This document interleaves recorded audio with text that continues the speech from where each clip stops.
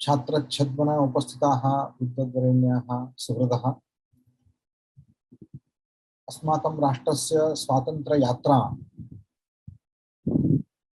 अद्य 74 वर्षाणां कालं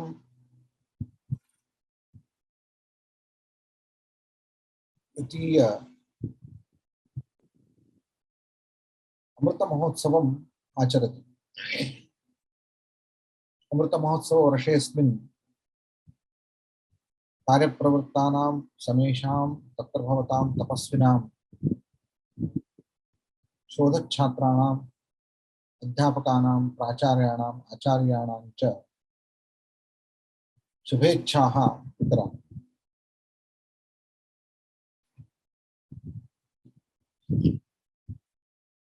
अद्य अस्माभिः शोधप्रविधि विचारे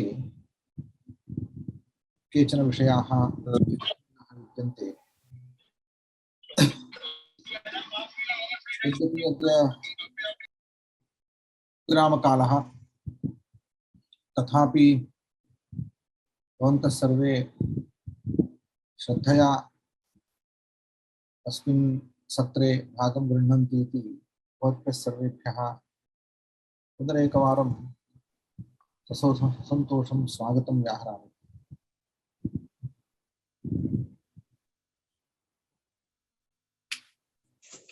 अत्र केचन विषयाः मया प्रतिपादनीयाः सन्ति। ह्यः कश्चन विषयः प्रवृत्तः। शोधः संशोधनम् इत्यत्र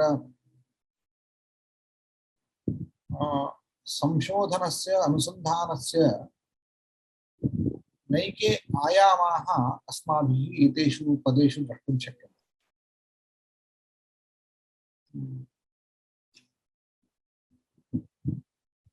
तत्र तपः इति आलोचनमुच्यते।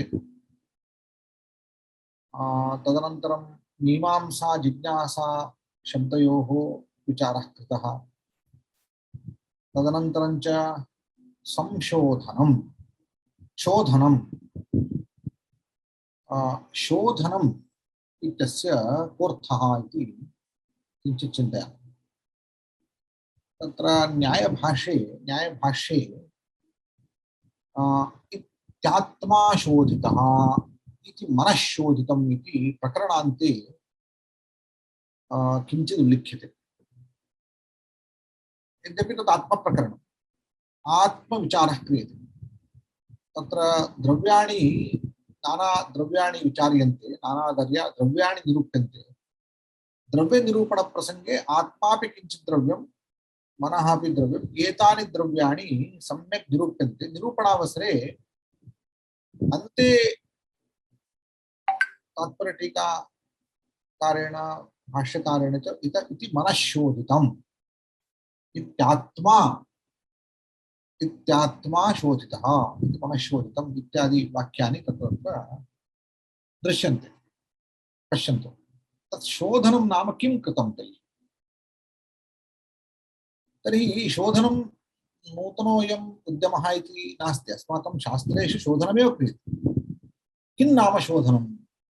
भवद्भिः अग्रे क्रियमाणं शोधनं कीदृशं भवति इत्यत्र अत्र उदाहरणमिदम्। शोधनं नाम काचित् क्रिया। इदानीं सामान्यमेव स्वीकुर्वन्तु। गृहे वयं शोधयामः, गृहं शोधयामः इत्यस्य कोऽर्थः? गृहस्य शुद्धीकरणं क्रियते। कस्यचित् कक्षविशेषस्य शोधनं क्रियते, शुद्धिः सम्पाद्यते इत्यस्य कोऽर्थः? शुद्धिक्रिया नाम कीदृशी क्रिया? शोधनक्रिया नाम शुद्धिक्रिया। शुद्धिक्रिया कीदृशी भवति? शुद्धिः कथं साध्यते? कोऽपि अत्र उत्तरं ददाति चेत् सम्यक्।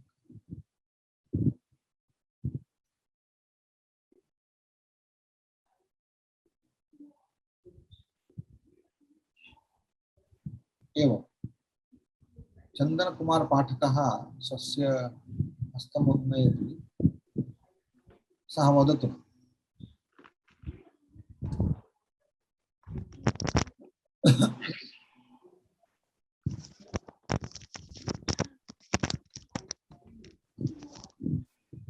चन्दनकुमार पाठक, भवान् वदतु। नमो नमः। म्यूट् आसम्, अतः वक्तुम् असमर्थः। अत्र शोधशब्दस्य शुद्धधातोः शुद्धशौचे धातुः वर्तते, प्रायः मनः शोधित अथवा यत्रापि उदाहृतमस्ति शोधशब्दः, तत्र शुद्धशौचे धातुः वर्तते। अत्र शोधः इत्यत्र घञ् प्रत्ययः कृतः। शोध इत्यत्र शोधशब्दस्य आङ्ग्लभाषायां प्यूरिफिकेशन् इति वक्तुं शक्यते। अस्माकं संस्कृतभाषायां शोधशब्दस्य नाम दोषरहितः, लेशमात्रमपि दोषः न भवेत्। गृहं शुद्धं वदामः चेत् तत्रापि शुद्धधातुः वर्तते, तर्हि तत्रापि अयमेव अर्थः, नाम तत्र किञ्चिदपि मलिनता न भवेत्। यदि शोधशब्दः अध्ययनविषये स्वीकुर्मः, तत्रापि शुद्धधातुः वर्तते, तर्हि शोधः कृतः नाम तत्र लेशमात्रमपि दोषः न भवेत्, दोषरहितः भवेत्। यदि किञ्चित् दोषरहितं लिखितम् अस्माभिः, तर्हि शोधः वक्तुं शक्यते, तथा शुद्धं वर्तते, दोषरहितम्। किञ्चिदहं भवता वर्णितः अर्थः समीचीनः एव। किञ्चिदहम् ईषत्तस्य मार्गान्तरं दर्शयामि। शब्दापशब्ददोषरहित प्रबन्धमात्रेण शोधनं भवति इति नार्थः। तत्र विषयशोधनम् उद्दिष्टं, विषयशोधनम् उद्दिष्टं। विषयशोधनं कथं भवति इत्युक्ते, यद्यपि तत्र भवद्भिः द्रष्टुं शक्यते, यथा वैशेषिकमतेन स्वर्णं स्वर्णं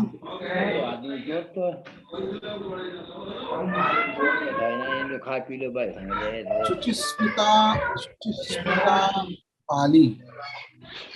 श्याम सुंदर जी, सबको अनम्यूट कीजिए, सबको म्यूट कीजिए, सबको म्यूट कीजिए।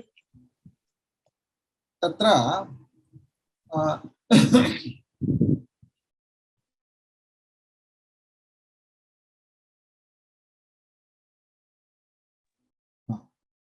तत्र इष्टानिष्टयोः मेलनेन किञ्चित् कश्चन पदार्थः लोकसिद्धः। पश्यन्तु, स्वर्णं स्वीक्रियते। स्वर्णाभरणं दृष्ट्वा वयं कथयामः इदं स्वर्णम् इति कथयामः। यत् स्वर्णाभरणे स्वर्णं दृश्यते तत् स्वर्णमात्रं न भवति, तत् स्वर्णेन सह अन्योपि लोहः तत्र सम्मिलितः वर्तते। लोहान्तरेण सम्मिश्रितं स्वर्णं स्वर्णाभरणे विद्यते, अन्यथा आभरणमेव न भवति। स्वर्णस्य मूलद्रव्येण कोऽपि आभरणकारः आभरणं निर्मातुं नैव शक्नोति इत्यतः लोहान्तरं मिश्रीकृत्य सः स्वर्णं रचयति, आभरणं रचयति। तस्मात् तत्र आभरणे लभ्यमानं स्वर्णं अशुद्धं स्वर्णं।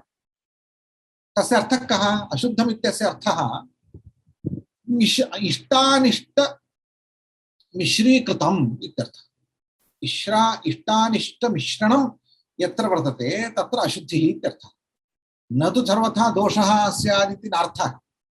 इष्टम् अनिष्टं च यत्र सम्मिश्रितम् अस्ति तत् दुष्टम् इति वा अथवा अशुद्धम् इति वा उच्यते। यथा अस्माकम् इष्टमात्रं न लभ्यते। यथा भोजनेषु अन्ने यदि शिलाखण्डानि मिश्रीकृतानि अथवा सिकताः मिश्रीकृताः तदन्नं भोक्तुं न शक्यते, तदनिष्टं जायते। तस्मात् इष्टानिष्टमिश्रणेन अन्नम् अशुद्धं जातम्। एवमेव अस्माकं कक्षायां कक्षे प्रकोष्ठे इष्टमपि किञ्चिदस्ति, अनिष्टमपि किञ्चित्। धूली, कच्चरम्, अनपेक्षितपदार्थाः, अनपेक्षितानि वस्तूनि, धूलीकणाः,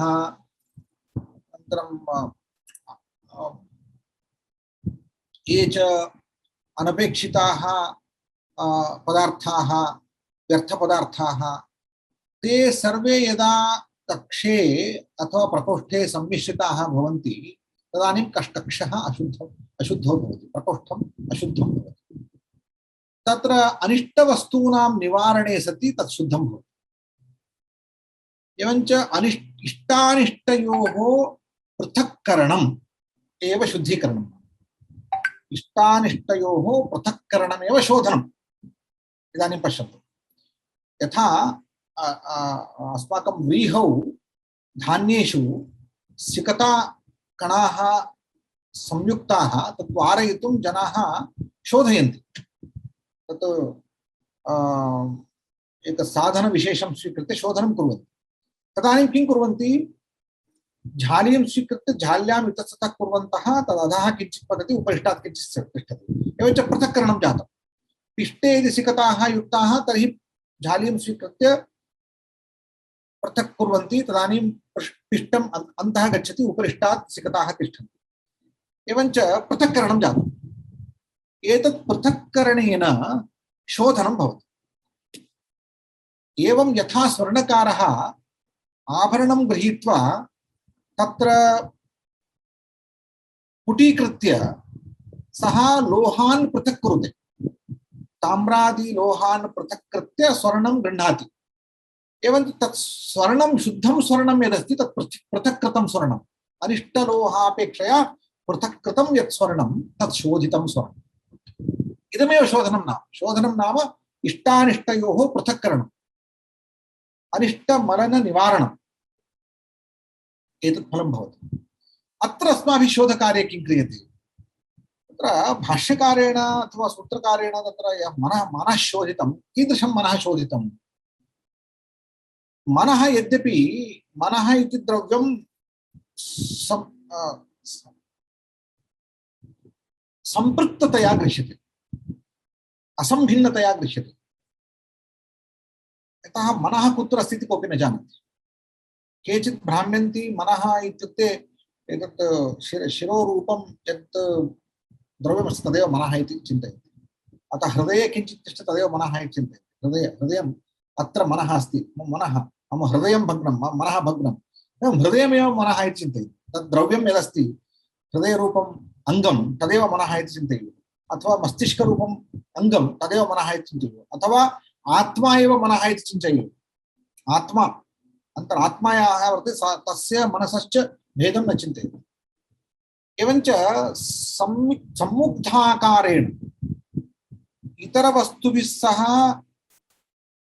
अभिन्नरूपेण ये च पदार्थाः दृष्टाः तेषां पदार्थानां पृथक्करणं यदा क्रियते तदा शोधनं भवति। सजातीय विजातीय व्यावृत्ति संपादनं, सजातीयेभ्यः विजातीयेभ्यश्च व्यावृत्ति संपादनमेव शोधनं। पश्यन्तु, यथा आत्मा कः इति कोऽपि न जानाति, मन एव आत्मा इति गृह्णन्ति, शरीरमेव आत्मा इति गृह्णन्ति, इन्द्रियाणि आत्मा इति गृह्णन्ति, प्राणाः आत्मा इति गृह्णन्ति, मनः आत्मा इति गृह्णन्ति। इतरेभ्यः सर्वेभ्यः पदार्थेभ्यः वस्तुभ्यः मनः पृथक् कृत्य आत्मानं पृथक् कृत्य दर्शयति शास्त्रं। प्रमाणानि दर्शयित्वा आत्मा अन्यः मनः अन्यत्, इदं शरीरमन्यत्, शरीरातिरिक्तः कश्चित् आत्मा वर्तते इति साधयन्ति। एवञ्च शरीरातिरिक्तत्वेन सिद्धः आत्मा शोधितो भवति, शरीरातिरिक्तत्वेन सिद्धत्वात्। इन्द्रियेभ्यः आत्मा भिन्नः, मनसः आत्मा भिन्नः। इत्येवं क्रमेण सम्मुग्धतया सम्मिश्रितत्वेन इतर पदार्थ संभिन्नतया सिद्धस्य पदार्थस्य इतर पदार्थेभ्यः वैलक्षण्यं विवेकः एव पृथक्करणं न। अत्र पृथक्करणं एवं कर्तुं न शक्यते। आत्मानं मनः एवं पृथक् शरीरं च पृथक् कृत्वा वयं दर्शयितुं शक्नुमः। यदि पृथक् कृत्य दर्शयामः आत्मानं शरीरं च पृथक् कृत्य दर्शयामश्चेत् शरीरात् बहिः आत्मा बहिर्गच्छति चेत् शरीरमेव पतति, तथा दर्शयितुं न शक्यते। परन्तु विवेकेन बुद्ध्या विवेकः कर्तव्यः, बुद्ध्या विवेकं सम्पादयति शास्त्रम्। आत्ममनसोः बुद्ध्या विवेकं सम्पादयति, बुद्ध्या वैलक्षण्यं सम्पादयति शास्त्रम्। तद्भवति इष्टानिष्टयोः पृथक्करणम्। इष्टं किम्? आत्मा। अनिष्टं किं? मनः। अनिष्टं नाम अर्थः इदानीं निरूपणे अविवक्षितः इत्यर्थः। निरूपणे अविवक्षितः यः पदार्थः मनोरूपादि पदार्थः सः पृथक् कृतः, तेन आत्मनः शुद्धात्मनः परिज्ञानं जातम्। एतदेव शोधनं नाम, अर्थात् विवेकः, पृथक्करणम्, इष्टानिष्टयोः पृथक्करणम्,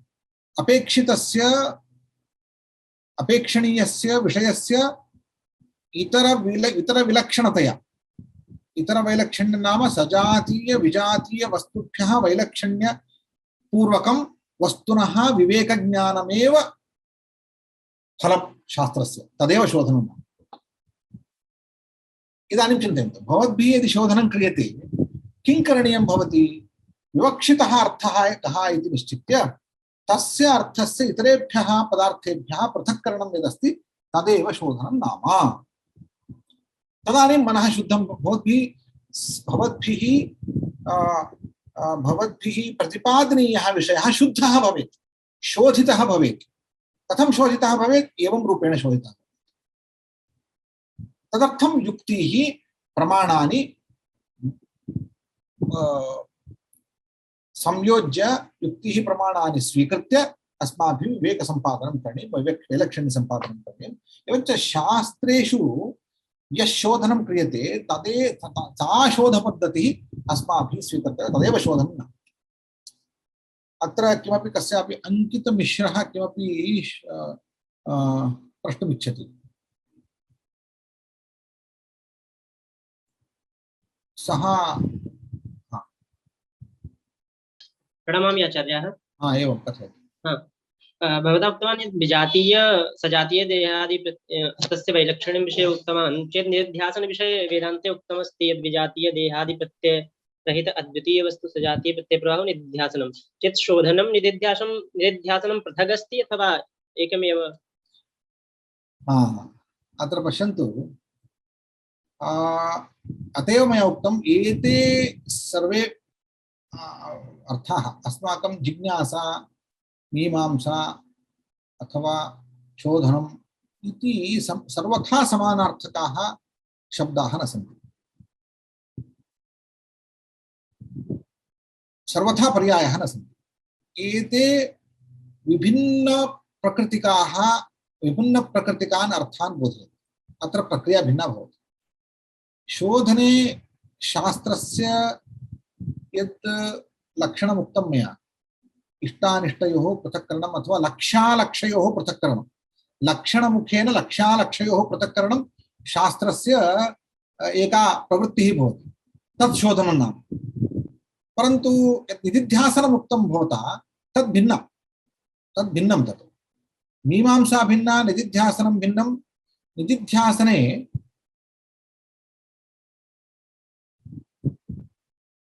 मननमपि वर्तते।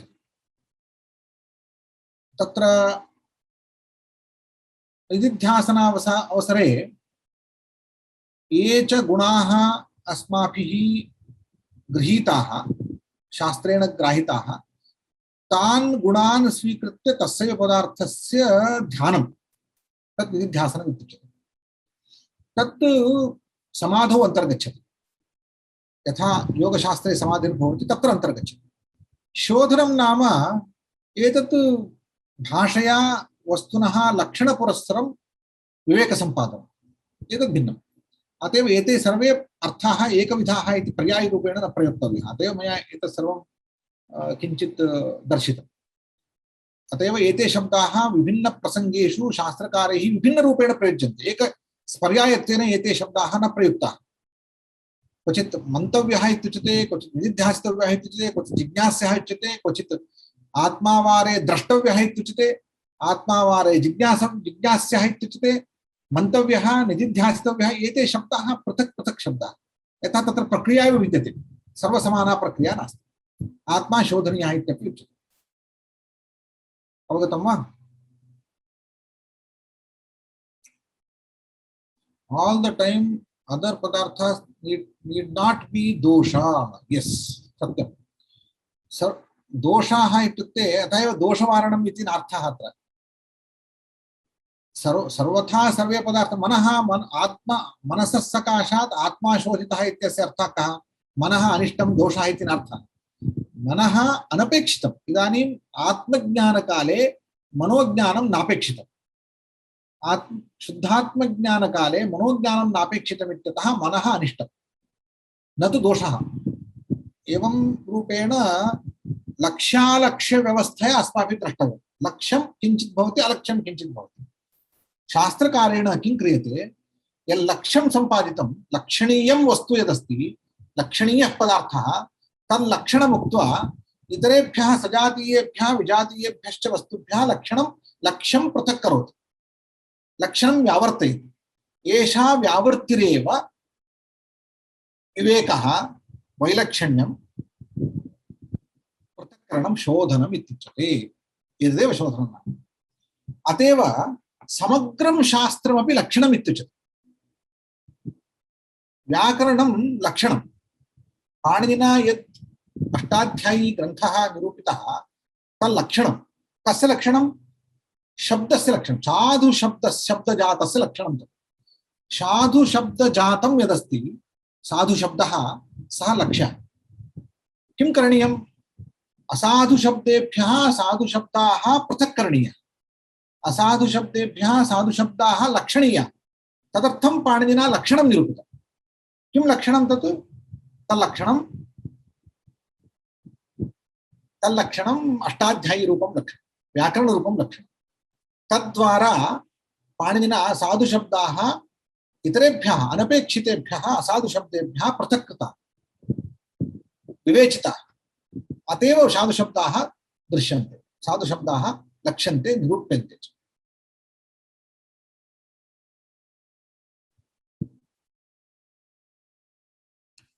आचार्यः एका जिज्ञासा इतोपि अस्ति यत् एते सर्वे शब्दाः पृथक् पृथक् अर्थं द्योतयन्ति परन्तु रिसर्च् इत्यस्य कृते कः शब्दः समीचीनः अस्ति सम्यक् प्रश्नः ततः भवतः वस्तुतः एतदपि अहमपि एतावन्ति वर्षाणि पश्यन् अस्मि रिसर्च् इत्यस्य समानार्थकः शब्दः कः इति अहं तु न जानामि रिसर्च् इत्यत्र यत् सर्वम् अन्तर्गतमस्ति अतएव किमर्थं कथयामि इत्युक्ते एते सर्वे पारिभाषिकम् अर्थं बोधयन्ति पारिभाषिकाः शब्दाः सन्ति तथा परिभाषाः भवन्ति यथा अर्थाः ये भवन्ति ते शास्त्रीयाः अर्थाः भवन्ति तेन कारणेन यथा इंग्लिश के अंकल हिंदी के मामा दोनों समान नहीं है कभी समान नहीं हो सकते तो इन दोनों को हम समान रूप से प्रयोग कभी कभी कर सकते हैं लेकिन उनको समान रूप से उसका पर्याय शब्द नहीं है तो अंग्रेजी के जितने भी शब्द है वो हमारी भाषा में कोई शब्द के समान नहीं बनते ये अलग अलग उनके कनोटेशन होते हैं अलग अलग आयाम होते हैं तो इसलिए इनको रिसर्च के लिए क्या है मुझे पता नहीं है लेकिन हमें शोधन करना है तो शोधन करना है मुझे मीमांसा करनी है तो मीमांसा करनी है या तो मुझे मनन करना है तो मनन करना है लेकिन मैं रिसर्च के लिए क्या करूं मुझे पता नहीं तो मैं इतना ही यहाँ बोलूंगा मुझे आपसे अनुरोध है कि आप रिसर्च मत करिए आपको इनमें से कुछ करिए यदि जिज्ञासा करिए कुछ मनन करिए और निधिध्यासन करिए और आप जरूर से जरूर संशोधन करिए अनुसंधान करिए लेकिन रिसर्च करने का जरूरत नहीं है क्योंकि हमें मुझे पता नहीं होता है क्यों हम जो वेस्टर्न बारोड आइडियाज लेकर हम उसको बिना समझे उनका प्रयोग करते हैं और उसमें हम फंस जाते हैं और उसके प्रति हमारे अवधारणाएं होती है तो ठीक से परिकल्पना भी नहीं होती तो उसको करते हैं इसलिए आज हमारी रिसर्च की एरिया बहुत बाधित है ऐसे मुझे लग रहा है। तो मुझे आज तक रिसर्च क्या है मुझे भी पता नहीं है, लेकिन अनुसंधान करना बहुत आवश्यक है, इतना मैं जानता हूँ।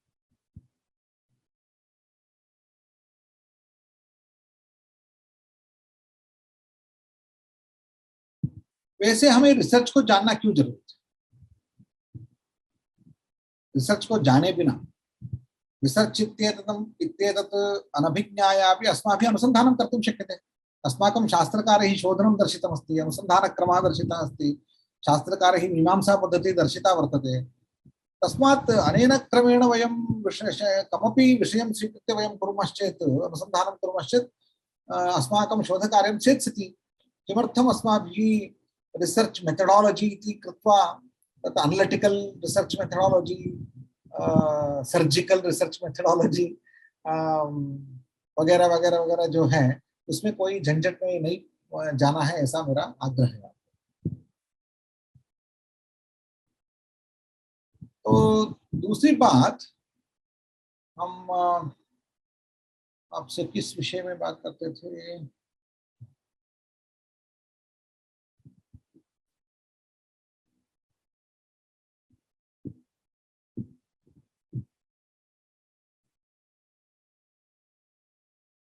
परंतु एतेषां सर्वेषामेव सर्वासामेव क्रियाणां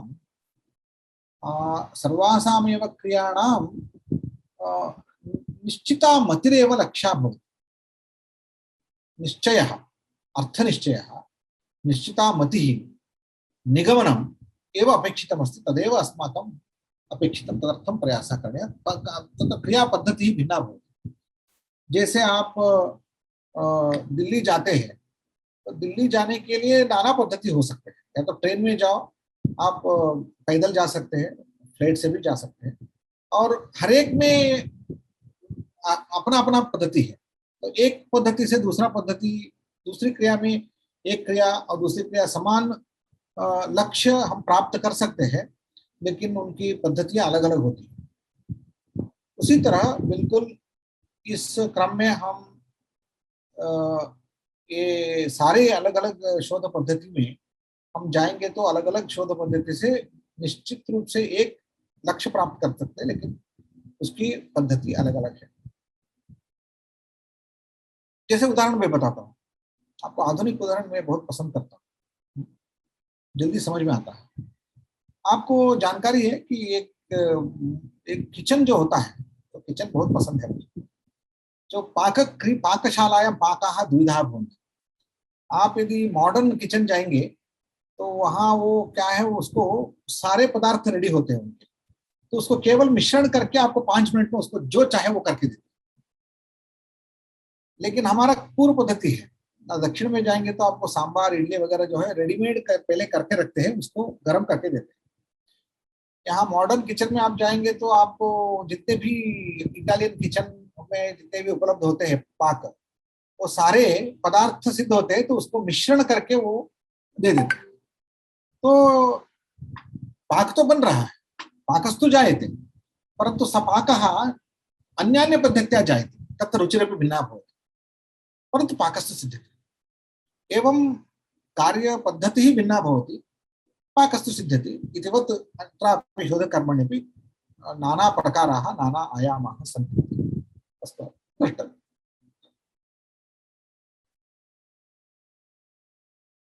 तत्र किञ्चित् अहं भवद्भ्यः एकं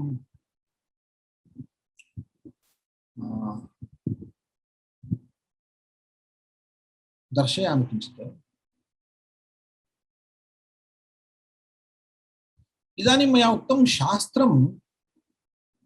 शास्त्रं तावत् किं करोति, शोधनं नाम शास्त्रस्य कार्यम्। अर्थात् इदानीं सजातीय विजातीयेभ्यः वस्तुनः वैलक्षण्यसम्पादनम् इत्युक्तं मया, तत् शोधनम् इत्युक्तं।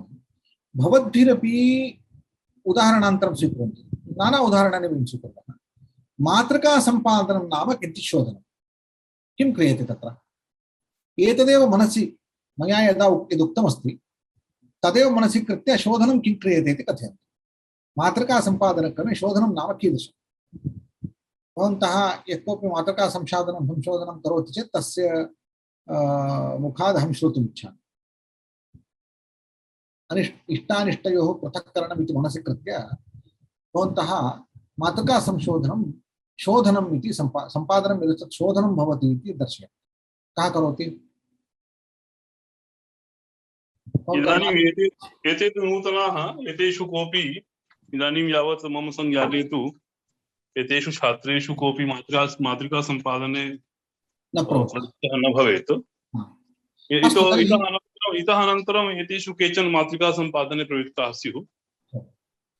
पश्यन्तु, उदाहरणम् अहमेव किञ्चित् विवृणोमि। मातृका सम्पादने किं क्रियते? मूलपाठसम्पादनं नाम लक्ष्यम्। अर्थात् बह्वीभ्यः मातृकाभ्यः पाठेभ्यः शुद्धं पाठं संगृह्य तत्र प्रतिपादनं निरूपणं क्रियते शोधकर्ता। तेन किं कृतं? तत्र अशुद्धपाठाः संयुक्ताः भवन्ति। कालेन मातृकासु कालेन पाठेषु अशुद्धपाठाः अपि संयुक्ताः जाताः। तत्र नाना कारणानि सन्ति। यथा कथयन्ति क्वचित् ग्रन्थान् प्रक्षिपन्ति, क्वचित् अन्तरितान् अपि कुर्युः क्वचिच्च व्यत्यासम्। लेखक प्रमाद होता है कभी कभी। लेखक प्रमाद जो प को श लिखता है तो श को प लिखता है। षड गुण, उन्होंने श के बीच में जो एक रेखा होती उस रेखा को छोड़ दिया तो पटगुण हो गया। तो षडगुण है या पटगुण है। तो वैसे ही बहुत सारे जहां जहां पद्म के जगह में उन्होंने नकार लिख लिया अथवा वकार लिख लिया, अथवा लिखने का शैली में ही नकार के जगह में उन्होंने दकार के नीचे जो नकार लिखना है वहां वकार को उनकी लिखने के शैली में ही वकार है। तो वह या न के भेद हम समझेंगे तो वो पद्व हो गया, पद्मा नहीं पद्वा या तो पद्मा हो गया। इस तरह के जितने भी लेखक प्रमाद के कारण से या लेखक शैली के कारण से, या तो सुनने में कोई सुनाते हैं दूसरा एक लिखता है, सुनने में गलती हो गई तो उच्चारण में गलती हो गई तो ये भी उच्चारण में गलती हो गई, या तो एक इस तरह बहुत सारे कारण हैं। जानबूझकर किसी ने कुछ शब्द को बीच में जोड़ दिया। क्वचित ग्रंथान प्रक्षिपन्ति क्वचित अंतरितान अपि, उन्होंने कुछ बीच में एक शब्द को जानबूझकर छोड़ दिया। या क्वचित व्यत्यासम, उन्होंने किसी शब्द का समझ में नहीं आया तो उन्होंने थोड़ा परिवर्तित करके अपना शब्द को जोड़ दिया। तो इस तरह बहुत सारे दोष संभावित हैं। तो कालक्रमेण मात्रकासु एते दोषाः सम्भूताः, तेन क्रमेण पाठाः अशुद्धाः जाताः। अशुद्धाः नाम अनपेक्षित पाठाः, मूलपाठे प्रसक्ताश्च पाठाः तत्र मध्ये पतिताः। तान् शोधयित्वा तेन किं करणीयं? तत्र युक्तयः क्रियन्ते। यदि 10 मात्रकाः सन्ति चेत् 6 मात्रकासु यः पाठः स्वीकृतः सैव पाठः अभीप्सितः पाठः स्यात् इति निर्णीय अनपेक्षित पाठः पृथक् क्रियते। अथवा यस्य पाठस्य लेखक प्रमादात् पाठः अशुद्धः पतितः तं पाठं पृथक् कृत्य शुद्धपाठः तत्र सम्पाद्यते। एवञ्च अनपेक्षित पाठानां पृथक्करणं, शुद्ध मूलपाठस्य संग्रहणम्, एतदेव शोधनं नाम। मातृका सम्पादनमपि एकं शोधनम्। एवञ्च यत्र यत्र भवन्तः एवं रूपेण कार्यं कुर्वन्तः तत् शोधनं कथं भवति इति मया उदाहरणम् एकं दर्शितम्। अपरम् उदाहरणं, यदि भवन्तः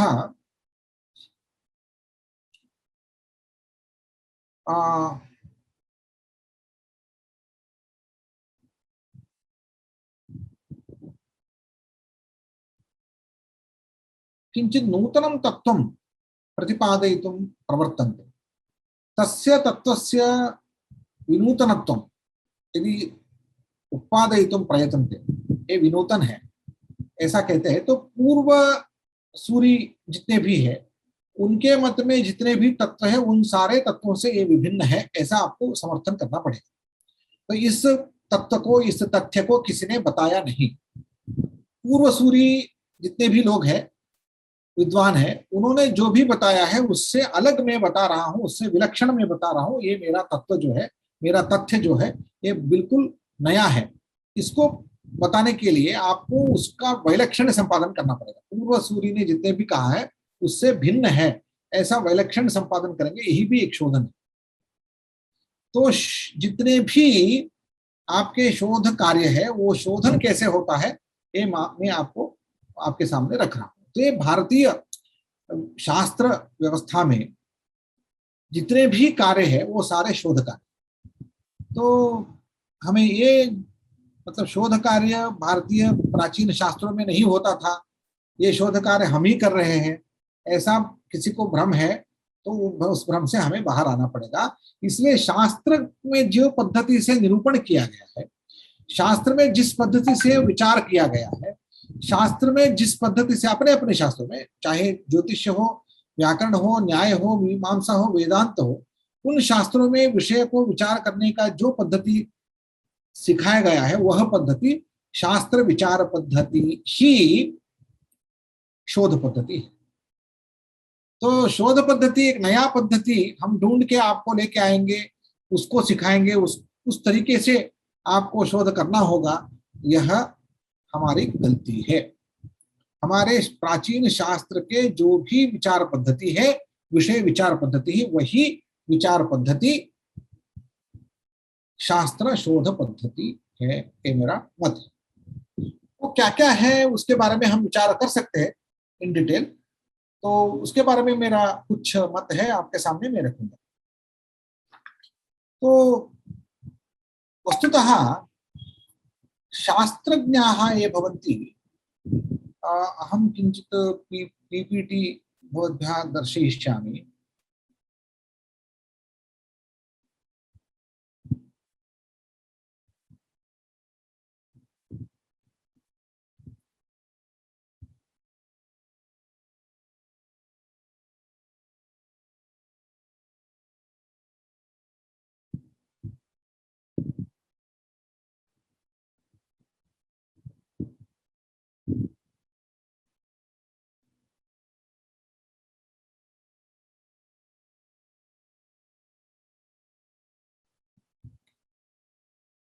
शास्त्रं तावत्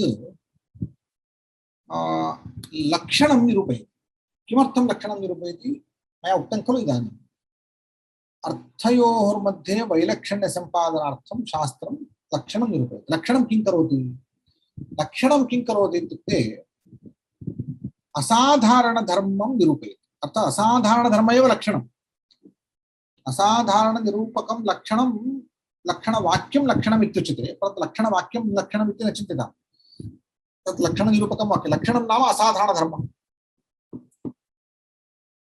पदार्थस्य असाधारणधर्मः यः उक्तः तदेव लक्षणं नाम।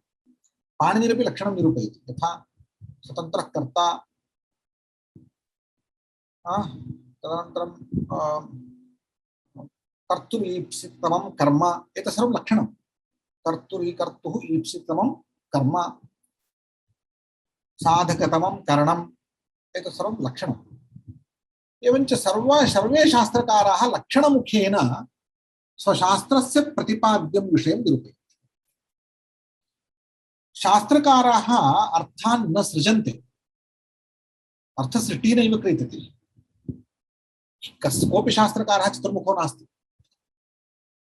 परन्तु चतुर्मुखेन सृष्टाः ये पदार्थाः, तेषु पदार्थेषु तेषां पदार्थानां लक्षणमुखेन तेषाम् अर्थत्वं सम्पादयति, शास्त्रविषयत्वं सम्पादयति, शास्त्रलक्ष्यत्वं सम्पादयति।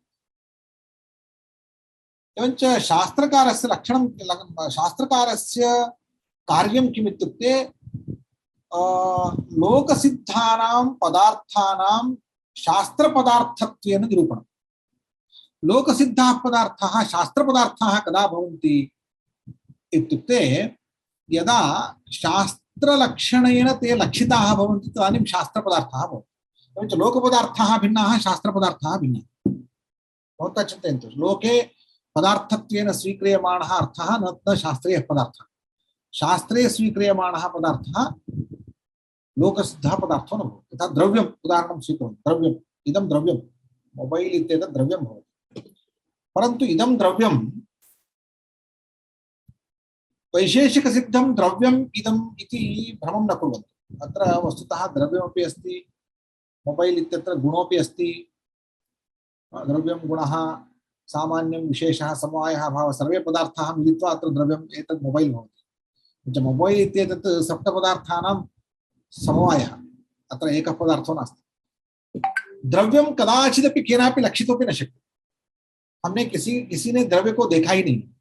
द्रव्य यद्यपि द्रव्य दिखाई देता है, ऐसा द्रव्य है ऐसा दिखाई देता है, लेकिन शास्त्र सिद्ध जो पदार्थ है द्रव्य है, गुणवत् द्रव्यम, तद द्रव्यम यद्यपि चक्षुसिद्धमिति भाति परंतु तत् लोकसिद्धं नास्ति। कोऽपि सामान्यः जनः शास्त्रं यः न जानाति सः द्रव्यं नावगच्छति। यतः द्रव्ये विद्यमानं गुणं द्रव्यं च पृथक्कृत्य यः द्रष्टुं शक्नोति स एव शास्त्रज्ञः भवति। कोई पदार्थ जो मान लीजिए ये जल है, जल आपने देखा, जल द्रव्य भी है, जल में रुचि है, तो वो दोनों मिलकर रस और द्रव्य को दोनों मिलकर लोग मानता है तो ये जल है। वो पृथक करते द्रष्टुम न शक्नोति, पृथक करते दर्शन नहीं होता है उनको, केवल शास्त्रकारों को दर्शन होता है। यहाँ रस है वो गुण है, जल है वो अलग है द्रव्य है, और उष्णता जो है वो गुण है, औष्ण्य जो है वो गुण है, और जल है वो अलग द्रव्य है। द्रव्य और उष्णता को अलग अलग देखने का जो तरीका है वो शास्त्रकार जानता है, सामान्य व्यक्ति नहीं जानता। जैसे रासायनिक पदार्थों में वो मॉलिक्यूल और एटम और इत्यादि पदार्थों का दर्शन साइंस को होता है, वो सामान्य जनों को नहीं होता। वो सारे वस्तु है, इलेक्ट्रॉन न्यूट्रॉन वगैरह वस्तु है तो है, नहीं है तो नहीं है। शास्त्रों के लिए है, बाकी लोगों के लिए नहीं। बिल्कुल उसी तरह द्रव्य गुण इत्यादि पदार्थाः यद्यपि लोके व्यवह्रियन्ते ते वस्तुतः शास्त्र सिद्धा न भवन्ति। ये च शास्त्र सिद्धाः परिष्कृताः अर्थाः ते च लोक सिद्धा न भवन्ति। लोके तावत् सामान्य जनानां दृष्टिगोचराः विषयाः अन्येव भवन्ति। एवं च शास्त्रकारेण यः कर्ता उच्यते, यच्च कर्म उच्यते तत् पारिभाषिकं कर्म, तत् लोकसिद्धं न इति। लोकसिद्ध यद्यपि लोके कर्मादि व्यवहारः वर्तते, कर्त्रादि व्यवहाराः सन्ति, परन्तु केवलं चेतनेषु कर्त्रादि व्यवहाराः सन्ति, तत्तु शास्त्रकारस्य तत्सम्मतं नास्ति। करणं यदस्ति लोके तावत् सर्वत्र करणव्यवहारः भवति, परन्तु शास्त्रसिद्धं करणं विशिष्टं भवति, साधकतममेव करणं भवति। अतः लोकव्यवहारैः शास्त्रव्यवहारः पृथक् करणीयः, लोकव्यवहारेभ्यः शास्त्रव्यवहारः पृथक् करणीयः, परिभाषया पृथक् क्रियते। एवञ्च शास्त्रकार्यं किमस्ति इत्युक्ते लोकेन यन्न दृष्टं, लोकेन यद् द्रष्टुं न शक्यं तत् ग्राहयित्वा, लक्षणमुखेन ग्राहयित्वा तस्य परिष्करणं कृत्वा शोधनं कृत्वा निश्चिता मतिः या सम्पाद्यते तत् शास्त्रकारस्य कार्यं। तत् सर्वे शास्त्रेषु एतदेव भवति।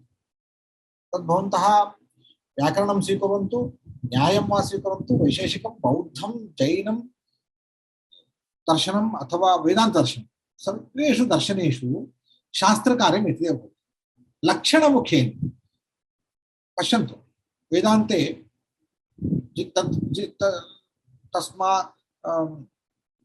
जन्माद्यस्य यतः अस्य जगतः जन्मादि तद्ब्रह्म, ब्रह्मण लक्षणं जगदादि सृष्टत्वं ब्रह्मण लक्षणं, जगत् कारणत्वं ब्रह्मण लक्षणम्। एवञ्च ब्रह्म किं कोऽपि न जानाति। लक्षणमुखेन ब्रह्मनिरूपणं कृतम्।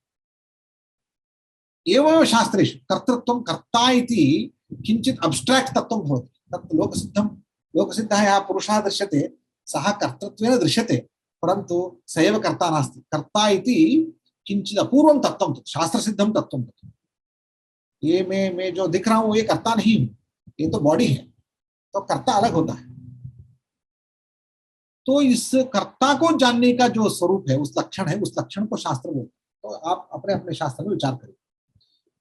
तो इस लक्षण मुखेन शास्त्र पदार्थ निरूपणं पृथक्करणं यदस्ति तत् शास्त्रकारस्य यः प्रयासः, या प्रवृत्तिः, तदर्थमेव शास्त्र प्रवृत्ति उद्देशो लक्षणं परीक्षा चेति त्रयी शास्त्रस्य प्रवृत्तिः इति न्याय भाष्यकारेण उच्यते। त्रयी खलु शास्त्रस्य प्रवृत्तिः उद्देशो लक्षणं परीक्षा चेत्। उद्देशः नाम नामसङ्कीर्तनं, यथा संज्ञाकरणं, संज्ञासम्पादनं, संज्ञा अनन्तरं परिभाषाकरणं, लक्षणकरणं, अनन्तरं परीक्षाकरणं, विचारः। प्रत्युदाहरणेन उदाहरणेन च सूत्रस्य समन्वयं कृत्वा परीक्षणं यत् क्रियते अथवा एकैकस्य पदस्य कृत्यं यत् निरूप्यते तत्सर्वं परीक्षणम्। एवञ्च उद्देशो लक्षणं परीक्षा चेति सर्वे शास्त्रेषु समाना व्यवस्था। तर्हि लक्षणमुखेन शास्त्र निरूप्यमाणानां विषयाणां लक्ष्याणां विजातीय सजातीय पदार्थेभ्यः पृथक्करणं क्रियते।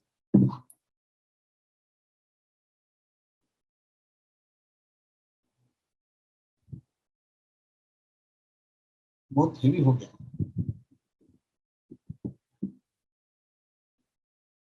तत् सामान्य लक्षणम् इति किञ्चित् भवति, विशेष लक्षणम् इति किञ्चित् भवति। सामान्य लक्षणं नाम असमानेषु पदार्थेषु विषमेषु पदार्थेषु समानधर्मं गृहीत्वा यद् निरूपयति तत् सामान्यलक्षणं, सामान्यलक्षणं यद् वयम् ऊहितुमपि न शक्नुमः। उदाहरणं प्रसिद्धम् उदाहरणं यच्छामि। यथा तृतीया विभक्त्यन्ताः पदाः, तृतीया विभक्त्यन्ताः अन्तानि पदानि कति सन्ति? विलक्षणानि भवन्ति। यथा रामेण, कृष्णेन, हरिणा, गुरुणा, रमया, जगता भिन्नानि रूपाणि। सप्तमीं पश्यन्तु। रामे, हरौ, गुरौ, तदनन्तरं करिणी, जगति, जगत्यां, रमायां नाना रूपाणि। एवञ्च एकस्याः विभक्तेः नाना रूपाणि लोके दृष्टानि। परन्तु अत्र एका विभक्तिः इति कथं पाणिनिना लक्षितं? पश्यन्तु, यदा एतानि रूपाणि अस्माकं पुरस्तात् उपस्थाप्यन्ते तत्र वयम् एकं रूपं ग्रहीतुं न शक्नुमः। विभिन्न रूपेषु सामान्य धर्मं द्रष्टुं काचन बुद्धिरपेक्षते। भवन्तः चैनीस् जनान् पश्यन्तु, सर्वे समानाः दृश्यन्ते, भेदमेव द्रष्टुं न शक्नुमः। तदनन्तरं विषमेषु जनेषु सामान्यधर्ममपि द्रष्टुं न शक्नुमः। भारतीयान् अनन्तरं भारतीयेष्वपि तमिळदेशीयान्, मध्यदेशीयान्, उत्तरदेशीयान् असमदेशीयान् पश्यामश्चेत् तेषु सामान्यं किमिति कोऽपि न जानाति। एवञ्च असमानेषु पदार्थेषु सामान्यधर्मदर्शनं, समानेषु पदार्थेषु वैषम्यदर्शनं, विशेषदर्शनं। चाइनीज लोगों में अलग अलग रूप होते हैं तो उसको भी ध्यान से देखेंगे तो पता चलता है। वो लोग देख पाएंगे, हम देख नहीं पाएंगे। जैसे जो अलग अलग टाइप के कुत्ते होते हैं, या तो अश्व होते हैं, उन अथवा गाय होते हैं, तो उनके जाति विशेष को समझना उस वैद्य को समझ में आता है, तो हमको समझ में नहीं आता, तज्ञ को समझ में आता है। तो उसी दृष्टि से शास्त्र में भी जो विषय सभी समान दिखते हैं उनमें विशेष देखना और जो असमान दिखते हैं उसमें समान देखना, ये दोनों लक्षण का कार्य। सामान्य लक्षणं भवति चेत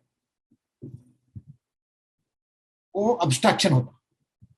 सामान्य लक्षण करणम abstraction of common properties of diverse objects।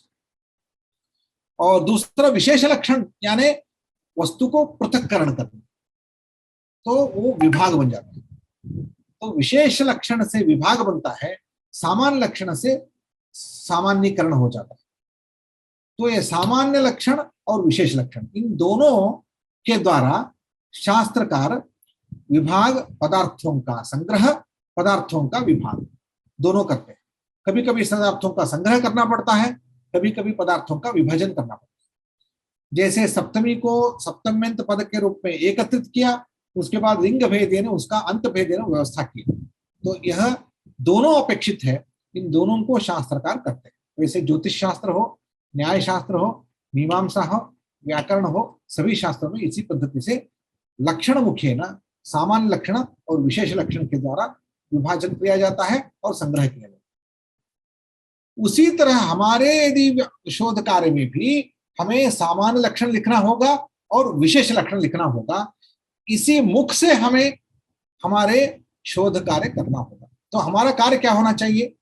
अस्माकं कार्यम एतद् भवेत्, अस्माभिः सामान्य लक्षणं कथं लेखनीयम् इति सम्यक् ज्ञातव्यम्, विशेष लक्षणं सम्यक् कथं लेखनीयम् इति सम्यक् ज्ञातव्यम्। एकैकः लक्षण निरूपणावसरे एकैकं शब्दम् एकैकं पदमपि यथा व्यर्थं न स्यात् तथा योजनीयं भवति, सर्वस्य पदस्य कृत्यं वक्तव्यं भवति, तथा अस्माभिः लक्षणमुखेन शास्त्र पदार्थाः निरूपणीयाः। एतदेव अस्माकं कार्यं भवेत्, एतदर्थम् अस्माकं प्रयासः भवेत्।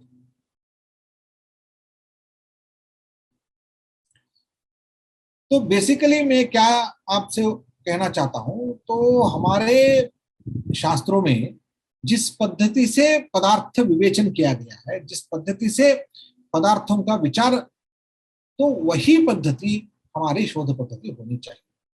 तो लक्षण मुखेन पदार्थ निरूपणम, विशेष लक्षणम सामान्य लक्षणम, तेन क्लासिफिकेशन हो गया और संग्रह भी हो गया, तो अब्स्ट्रैक्शन भी हो गया, ये दोनों उसके द्वारा।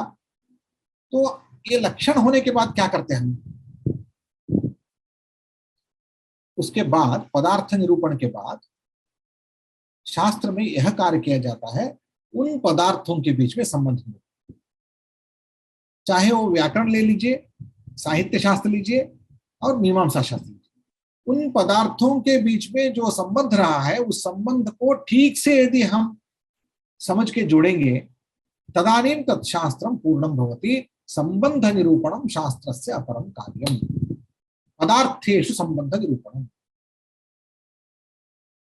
एवं रूपेण अस्माकं शास्त्र पद्धतिः या वर्तते सैव पद्धतिः शोध पद्धतिः इति मम कथनस्य तात्पर्यम्। अत्र यदि प्रश्नाः सन्ति चेत् तान् प्रश्नान् पृच्छन्तु। अहम् अग्रे श्वः अन्यत् विषयं स्वीकृत्य, अन्यं विषयं स्वीकृत्य पीपीटी द्वारा किञ्चित् कथयामि। तदनन्तरं च भवत्सु अत्र कांश्चित् प्रश्नान् पृच्छामि, भवद्भिः तद्वारा किञ्चित् तत्र कार्यं कर्तुं शक्यं भवेत्। कथयतु।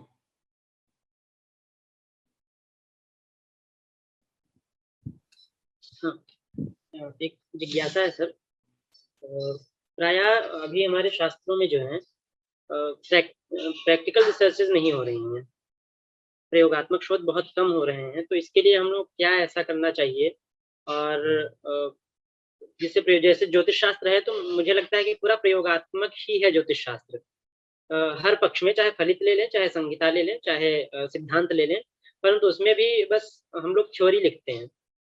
हमारे जो ज्येष्ठ हैं वो भी प्रायः, मुझे अभी तक बहुत कम मात्रा में देखने को मिला है, जितना मैंने खोज की है, कि प्रैक्टिकल रिसर्चेज बहुत कम हो रही हैं। तो इसको कैसे बढ़ाया जाए और हम लोगों को क्या करना चाहिए? कुछ ऐसा मार्गदर्शन भी हम लोग को चाहिए कि हम लोग भी उस दिशा में कार्य कर सकें। बहुत अच्छा प्रश्न है। मैं ये बोलना चाहता हूं कि शास्त्र और प्रयोग, इनमें अंतर बढ़ गया, इसलिए शास्त्र विलोप हो रहा है। जैसे उदाहरण देता हूं, देखिए किस शास्त्र या तो संबंध ही रहा है या तो अंतर बढ़ गया है, उन शास्त्रों का नष्ट होता है। जैसे उदाहरण बताता हूँ, नृत्य और नाट्य शास्त्र को देखिए, और नाट्य प्रयोग और नाट्य शास्त्र को देखिए। हमारे आज के थिएटर या तो आज के नाट्य या तो नृत्य मंचन, नृत्य कला, संगीत कला, जितने भी कलाएं हैं आज भी जीवित है। लेकिन आज संगीत कला में या नृत्य कला में या नाट्य मंचन में जितने भी प्रयोग होते हैं, उन प्रयोग के साथ हमारे प्राचीन नाट्य शास्त्र का संबंध टूट गया है।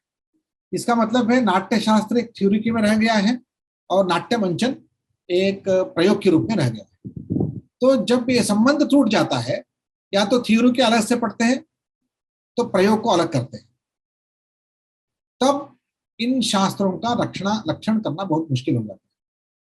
तो इसलिए क्या करना है, प्रयोग करते करते जितने भी प्रयोगों में नया नया उपक्रम आते हैं, तो उनको, उन पदार्थों को, नया लक्षित पदार्थ जितने भी नया आते हैं प्रयोग में। देखिए आज दशरूपक हम पढ़ा रहे, मुझे तो हंसी आती है, क्योंकि दशरूपक पढ़ाने में मेरा कोई इश्यू नहीं है, सब पढ़ते हैं दशरूपक, लेकिन उस दशरूपक आज जीवित है क्या? कोई फल नहीं है।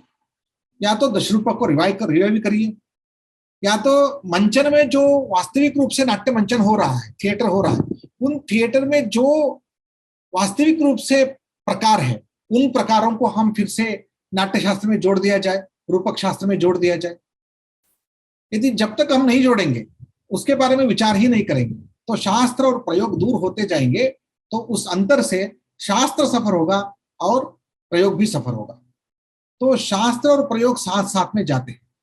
प्राचीन काल में शास्त्र और प्रयोग साथ साथ में जाते थे। इसका मतलब है जो शास्त्रज्ञ है वो प्रयोगज्ञ के साथ समय हमेशा संबंध करते हैं, संवाद करते हैं, और उसके बाद प्रयोग में जो भी तथ्य निकलता है या बदलाव आती है उसको शास्त्र से जोड़ता है, शास्त्र में परिष्कार करता है, या तो शास्त्र में जो मूलभूत तत्व, जो वास्तविक तत्व हमेशा देखना है, उसको प्रयोग में अवश्य रक्षा करते हैं। तो शास्त्र प्रयोग से शास्त्र का परिष्कार और शास्त्र के प्रयोग से परीक्षा, ये दोनों हमेशा होनी चाहिए। तो चाहे ज्योतिष हो, चाहे व्याकरण हो, चाहे न्याय मीमांसा हो, जिसमें प्रयोग और शास्त्रों में अंतर है, वह शास्त्र मेरे ख्याल से वह वास्तविक रूप से शास्त्र बचेंगे नहीं। तो कैसे किया जाए? तो मैं आपको एक चैलेंज करता हूं। आधुनिक शास्त्रों में जिन विषय पर विचार किया जा रहा है, जिन विषय पर प्रयोग किया जा रहा है, उन प्रयोगों को हमें स्वीकार करना चाहिए, उन प्रश्नों को स्वीकार करना चाहिए। उन प्रश्नों के प्रति हमारी शास्त्रों के विचार क्या है, या तो हमारे शास्त्र में उस विचार में विचार है तो शास्त्रों को एक्सटेंशन करना चाहिए। यदि शास्त्र एक्सटेंड नहीं हो पाता है तो हमारे शास्त्रों में कुछ कमी है।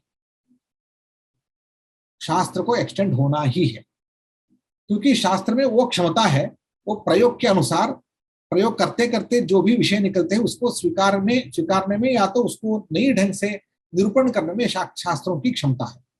यह विश्वास श्रद्धा रखते हुए आप काम करिए, आपको नया नया विचार निकलते जाएंगे। आज क्यों इतना दूर है? क्योंकि हम प्रयोग करने वाले प्रयोग करते हैं, वो शास्त्र नहीं जानते हैं। जो शास्त्र जानते हैं वो कभी प्रयोग नहीं करते। तो कैसे प्रयोग करना चाहिए? ज्योतिष में हो, देखिए ज्योतिष भी एक तरह का आज कल वो करते हैं ना, क्या है वो, स्टॉक एक्सचेंज में ऊपर नीचे जाता है। वैसे स्टॉक एक्सचेंज में यदि ऊपर नीचे जाना जो है, उसको यदि एक्सप्लेन कर पाएंगे ज्योतिष शास्त्र के, आपके नक्षत्र तिथि वार उसका गणना से, यदि स्टॉक एक्सचेंज में किन दिन में किस नक्षत्र योग होने से इस स्टॉक का ऊपर जाएगा नीचे जाएगा, यदि आप कह पाएंगे, उस दिन ज्योतिष शास्त्र का एक नया रूप निकलेगा। तो मैं नहीं जानता हूँ, ये कर नहीं सकेंगे, मेरी दावा नहीं है, लेकिन यदि करना है तो वो करना है। उसी तरह नया नया आज जितने भी निकल रहे हैं उनके लिए यदि हम इतना ही नहीं, केवल इस दिन में ये हो जाएगा, इस दिन में ये नहीं होगा, इतना कहने से कभी होगा कभी नहीं होगा, ये बहुत मुश्किल है। मैं आपको ये नहीं कहना चाहता हूँ, कोई मेरा उसमें दावा नहीं है, परंतु वो करने के लिए हमारे धैर्य नहीं है, या तो बहुत सुपरफिशियल रिजल्ट हम निकलते हैं। 100 लोगों के जो जातक लिखने लेकर 100 लोगों के जातक लेकर ऐसा हुआ है इन लोगों को इसलिए ऐसा हो जाएगा, ऐसा लिखेंगे तो वो बहुत ही, मैं कहता हूँ मेडिकल रिसर्च में, मैं आपको एक उदाहरण देता हूँ। मेडिकल रिसर्च में आज बहुत सारे वैक्सीन जो होते हैं उनको क्यों अप्रूवल नहीं मिला है WHO का? कारण ये है कि कारण कुछ नहीं है, या तो उनकी प्रोसेस उनको पूरी तरह नहीं किया गया है जिन पद्धति से उनको परीक्षा करनी चाहिए, या तो उनके रिजल्ट, मतलब जितने लाख लोगों के ऊपर वो प्रयोग करने के बाद उसका वास्तविक रूप से उसका लाभ पता चलता है, वह जब तक नहीं होगा तब तक एक्सेप्टेबल नहीं होगा। तो हमें केवल छोटा सैंपल लेकर हम यदि करेंगे नहीं होगा, हजारों सैंपल के साथ यदि हम काम करेंगे लोग आपको अप्रिशिएट करेंगे। वैसे ही व्याकरण शास्त्र को यदि केवल व्याकरण के, वो तो करना चाहिए, वो सिद्धांत के रूप में जितने भी व्याकरण विचारणीय विषय है उनको हम हमेशा करना चाहिए, रक्षा करनी चाहिए, ये तो रक्षा के लिए। लेकिन यदि आपको इसका विस्तार करना है, आधुनिक भाषाओं में यदि आप व्याकरण लिख सकते हैं, पाणिनि के समान, पाणिनि के पद्धति से यदि हम आधुनिक भाषाओं के लक्षण निरूपण कर सकते हैं तो होगा वो स्वीकार्य। तो उसी पद्धति अपने अपने शास्त्रों को यदि हम विद्यमान कालीन सांप्रतिक समस्याओं के प्रति केवल छोटे छोटे समस्या लेके बात मत करिए। यदि हम बात करेंगे, मैं मानता हूं आज जो एनवायरनमेंट के बारे में चर्चा हो रही और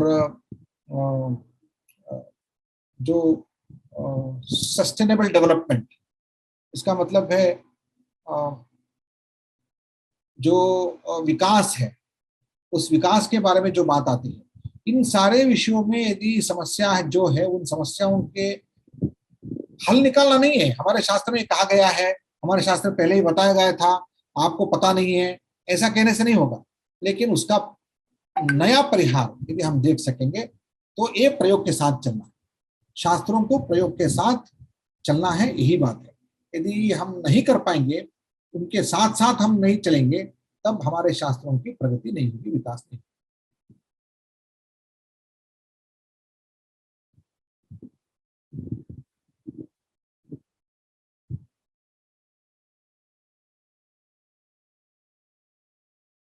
तो आज अद्य समयः इदानीं 6:08 अतः अहं मन्ये कालः अतीतः।